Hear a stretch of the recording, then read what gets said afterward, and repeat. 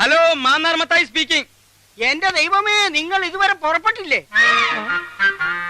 ആ കഷണ്ടി തെണ്ടിയ പുറപ്പെട്ടിട്ട് അരമണിക്കൂറായി. കുറച്ചുകൂടി നേരത്തെ പുറപ്പെടണോ? അരമണിക്കൂർ മുമ്പേ അവര് പുറപ്പെട്ടിട്ടുണ്ടെന്നു.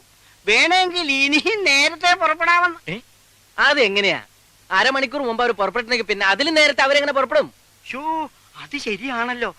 ഹലോ, എന്തടോ? നേരത്തെ നിങ്ങൾ പുറപ്പെട്ടിട്ടുണ്ടെങ്കിൽ പിന്നെ നിങ്ങൾ ഇത് എവിടുന്നാ സംസാരിക്കുന്നത്? ഇത് ഇവിടുന്നല്ല, ബൂത്തിന്നാ. ബൂത്തിന്ന്?